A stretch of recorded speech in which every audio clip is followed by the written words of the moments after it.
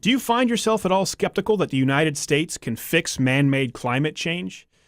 You've got some nerve on you there, apostate. We have found the witch, may we burn her! Global warming, I meant climate change. By popular request, this is a list of the top 5 myths associated with global warming, I mean climate change. Now, I know what you're thinking and or saying to your computer screens. Who are you? That's me. To create a video debunking climate change. You're no atmospheric scientist. See, the thing about that is, neither are you. Neither is this guy. My purpose here is not at all to pretend to be a scientist, but to get you, the viewer, to think about real science versus media hype. We're all gonna die. First off, here's the definition of science. Now, if you find yourself at all skeptical, a climate science denier is what you're labeled. Climate denier community. Climate deniers. Climate denial, Those who deny climate change. ignorant, out of touch, or crazy. Either you believe in science or you don't. Climate change deniers. It's important to note this label is applied to anybody who finds themselves at all skeptical that the current proposed legislation would do anything to curb imminent global warming, I mean climate change. Let me explain a little more. To be a science denier at all to the current climate change coalition, you merely need to be skeptical of any one of these 4 things. Number 1, that the Earth is warming. Number 2, that humans are the primary cause of it. Number 3, that it will have catastrophic results. And most importantly, number 4, that the only entity competent and fit to stop these results is the United States government or some international form of government. Unless you accept all of those points wholesale, you are labeled a science denier by the same people who often push the idea that gender is merely a figment of your imagination. But that's none of my business.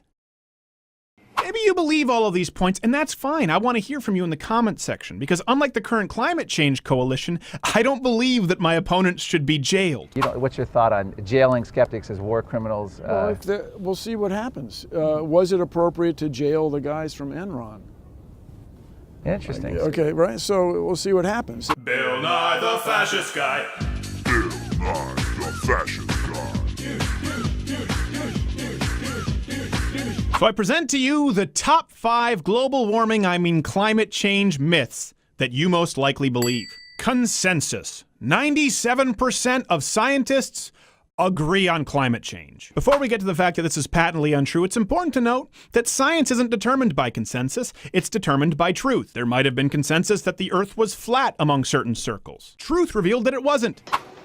Oops. There was consensus among many groups of Darwinians that black people were less evolved than white people and closer to our common ape-like ancestors. Truth revealed that's not the case. Just kidding.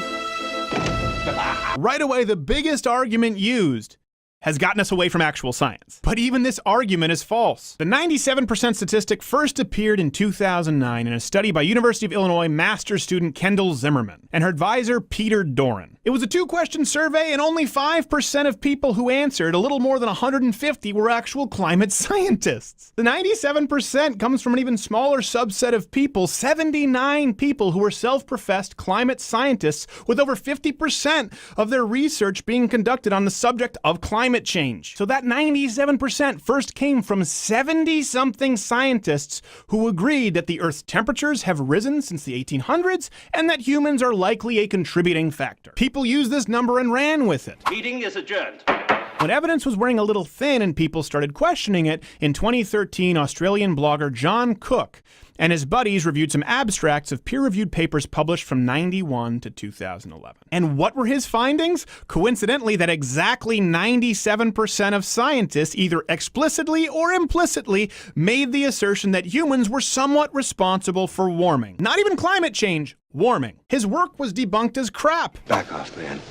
I'm a scientist. In the publication Science and Education in 2013, for example, David R. Legate, I don't know, I'm not racist, a professor of geography at the University of Delaware and former director of its Center for Climatic Research, and 3 co-authors reviewed the same papers as Mr. Cook and found only 41 papers, a whopping 0.3% of all 11,944 abstracts, or 1%. Of the 4,014 even expressing an opinion Certainly not 97%. That's it! I know you're thinking, what are you hiding? Isn't there more from which this 97% number came? No, there really isn't. All references available at louderwithcrowder.com. Okay, here's the point. Climate change advocates have a problem, and rightfully so, with a petition that was sent to the United States government with over 30,000 people claiming to have some sort of gripe or skeptical view of climate change. People on the left have said this isn't an accurate enough sample size, and there aren't enough people here who are actual atmospheric scientists. You know what? I agree. I think that's fair. So why don't we apply that same standard to this 97% consensus trash? It's true, just because someone's a scientist doesn't mean they know any more about actual climate science than you or me. I'm a botanist. You wouldn't have your gastrointestinologist perform your brain surgery unless, like non-climate scientist Bill Nye, your head is planted firmly up your ass. Bill Nye the douchebag guy. Bill Nye the douchebag guy. I'm not even saying that most climate scientists, particularly those in a public dole, wouldn't say that climate change is an imminent threat and humans are the cause of it. My point is that just because someone says there is consensus, it doesn't absolve you or them of critical thinking. If you can't make the case as to why climate change is a catastrophic threat and man-made, you have no business citing some arbitrary number of which you don't even know the original source. By the way, who are these top climate scientists, like the head of the Sierra Club, referencing? How is it incorrect?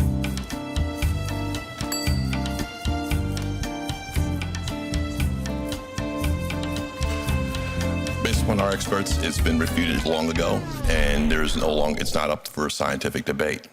Interns, but that's none of my business. Myth number 2. You've heard this one everywhere. The ice sheets are melting. Truth. The Antarctic ice sheets are actually growing by billions of tons per year. Does that come to me from climate change denial /flatearthers.com? No, how about NASA? According to the new analysis of satellite data, the Antarctic ice sheet showed a net gain of 112 billion tons of ice per year from 1992 to 2001. So where does the myth come from that the ice sheets are melting? The net gain being the key words, slowed down to only 82 billion tons of ice per year between 2003 and 2008. I know what you're thinking. Okay, numbers are relative and billions, it's hard to quantify. Let me give you the worst case scenario. The worst case scenario humanly possible. If the net gains continued to slow at the current rate without fail, it would still take over 3 decades for the Antarctic ice sheet to see any form of net loss. Just like contrary to Al Gore saying that Mount Kilimanjaro would have no snow within the decade, there's plenty of snow, still, year-round. Do we sometimes see it decrease? Absolutely. Anything close to catastrophic? Many scientists say no. Let's clip along here like you're still glad to be watching me. Myth! The polar bears are dying off. Truth! There are possibly more of these soulless killing monsters on Earth today than ever. Certainly since we've begun monitoring them. Oh, I'm gonna kill the bear.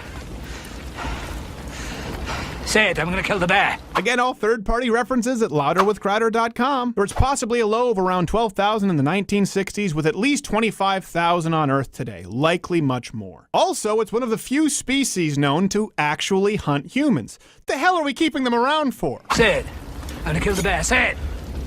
Say I'm gonna kill the bear. Say it! Science hat off. The polar bear myth was one that was easily sold through Disney films, where we could paint them as cute, cuddly little woodland creatures clinging to an iceberg in an attempt to get your kids to recycle. Don't show your kids this actual polar bear tearing apart this baby seal, tossing his lower intestines across the Alaskan tundra. If their population keeps growing, that won't be a seal, it'll be your son. Science hat back on. Kill all of them. I'm gonna kill the bear. Say it again! I'm gonna kill the bear. And again!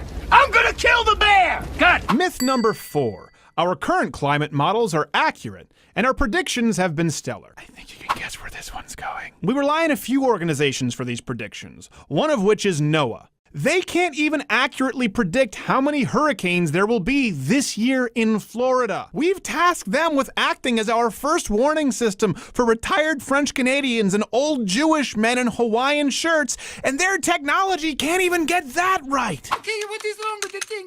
Oh, me, it's not working. It's a yummy night. From ClimateGate to more recently, over 300 scientists are imploring lawmakers to investigate NOAA. Because on record, NOAA scientists upwardly adjusted temperature readings taken from the engine intakes of ships to eliminate the hiatus in global warming from the temperature record. Oh yeah, by the way, they call that the pause. Yeah, by the way, there was a complete and total dead stop to all global warming for over 15 years, and rather than readjust their models, current climate scientists employed by your tax dollars simply chalk it up to being the pause. Yeah, well, you know, that's just like your opinion, man. Where else does this occur in scientific research? Gosh, that groundbreaking cancer drug treatment, we were wrong. For over 15 years, it helped nobody at all. Matter of fact, it might have even given some people cancer. We'll just call it the break. Maybe it's because of this kind of science and the idea that if you're skeptical at all, you're simply a science denier that's led to so many predictions being wrong, including, by the way, nearly all of the predictions made in Al Gore's Oscar-nominated An Inconvenient Truth. Nominated or did it win? Yeah, it won 2 Oscars. I want to die. Which predictions, to rattle off a few, like Mount Kilimanjaro as we address the polar bears. North Pole still has ice. He didn't account for the 15-plus year pause, and the weather has not gotten worse. But you can go back to the 70s and find other doomsday predictions, like global cooling, overpopulation, and the mass starvation epidemic, which would have been spread by 1990. Well, funnily enough, I was just talking to my friend about that. Our speedometer's melted, and as a result, it's very hard to say with any degree of accuracy exactly how fast we were going. And of course, the constant predictions of resource depletion, peak oil, and possibly mass extinction. All of these have been made by either your federal government or very respected scientists since the 1970s up until now. When these predictions are verifiably wrong, as they nearly always are, do we recalibrate and say, you know what, maybe things aren't as imminent as we've said, or do we simply dismiss any dissidents as climate science deniers? They've made predictions. You and I and planet Earth has been the experiment. We've been able to test many times the hypothesis, and in many instances, it was wrong. Well, yeah, I could buy that, sure, I guess. You would know better than us, especially since we got a melted speedometer. Abandoning that and moving the goalposts? That's the definition of being anti-science. But again, if you disagree with me, that's great. I think this discussion should take place. I'm not trying to jail you. Again, check all the references at louderwithcreditor.com. Look at the source predictions, and then observe the results. Many of these climate scientists wanted you to believe that even as early as the 1990s, the Earth would be like this. But really, it's been like this. Sunshine, lollipops, and rainbows, everything that's... Matter of fact, one of the most often cited predictions from 2007 in the BBC by Professor Wisław Maslowski, I don't know how I pronounced it, I'm not racist, he predicted that the ice caps would be entirely melted by 2013. When it didn't happen, did they admit they were wrong? No, they just said actually it's going to happen in 2016. That's when the Earth's going to be like this.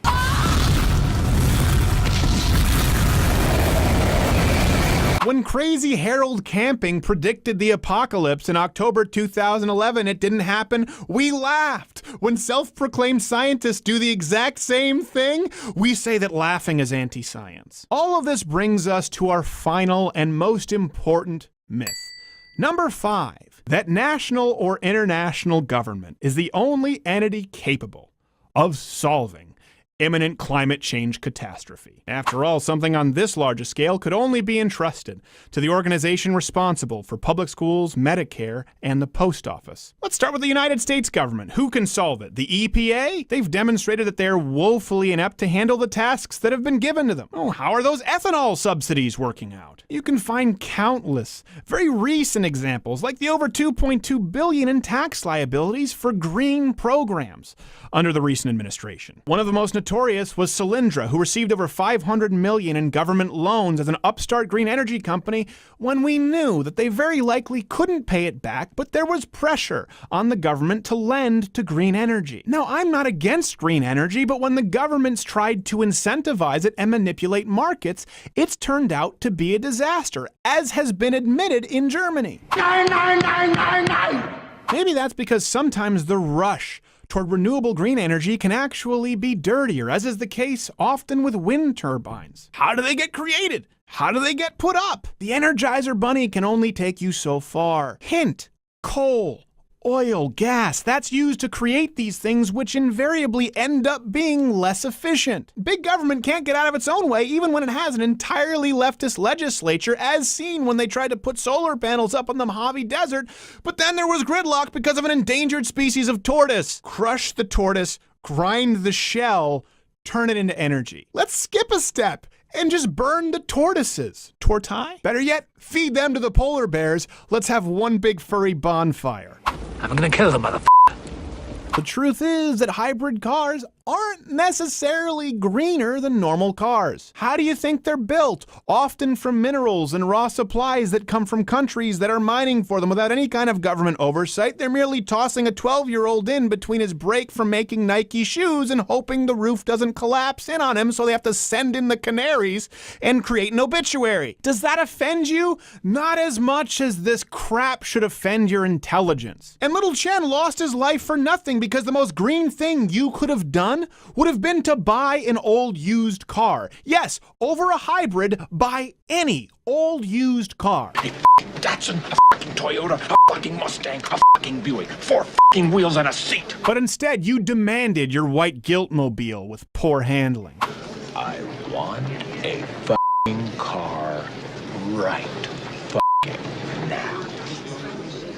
This is the part where environmentalists ignore the crony corporatism. Like Elon Musk's growing capitalist empire being fueled by $4.9 billion in government subsidies. Shh, he's doing it for the people. And Tesla's not doing so hot. I can already see the comment section now. I must be funded by big oil, big energy, big gas, fracking. But guess what the truth is? Guess who can never actually give you an accurate account of what's currently happening with climate change and the subsequent government legislation? The people conducting research whose very job is predicated on the idea that climate change is an imminent threat. It's just like baseline budgeting with public sector employee unions and your local road work. Why don't you explain this to me like I am an 8-year-old? How often toward the end of the year do you see roads being dug up and people standing by idly not doing anything? The reason for that is a term that's called baseline budgeting. Let's say for a moment that those people did their work early and came in under budget. Well, next year, the federal, state, or local legislature would look at that and say, hey, we're being pretty efficient here.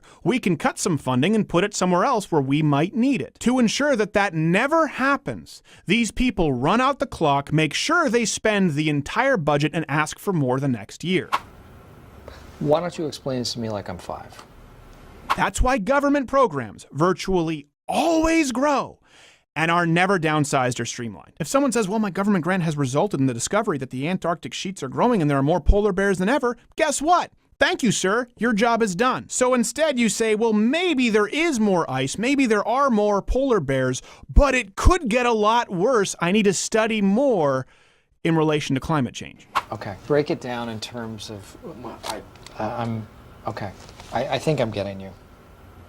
Am I saying that's everybody on the dogmatic climate change side of the ledger? No, but I'm not the one saying that we shouldn't have a discussion and possibly anybody critical of my opinion should be jailed. Do you really think big oil and energy are going around giving me checks or every single person who's possibly skeptical of these points listed? Well, let me tell you why it matters to me to set the record straight. Because unlike the currently always shifting, goalpost-moving, cataclysmic predictions coming from the neo-environmentalist lobby, we know right now, we can observe statistically, scientifically, beyond any shadow of a doubt, that our current green legislation and proposed environmentally protecting legislation hurts poor people. Now, not just poor people in the first world. Sure, if gas goes up a couple of dollars per gallon and subsequently milk and all your goods and services, that's kind of inconvenient for you. For the poor kid living in Mexico who works all week to buy a gallon of gas, or the kid out there in the plains of Zambia who needs any kind of energy he can possibly get, it's a death sentence. Your white guilt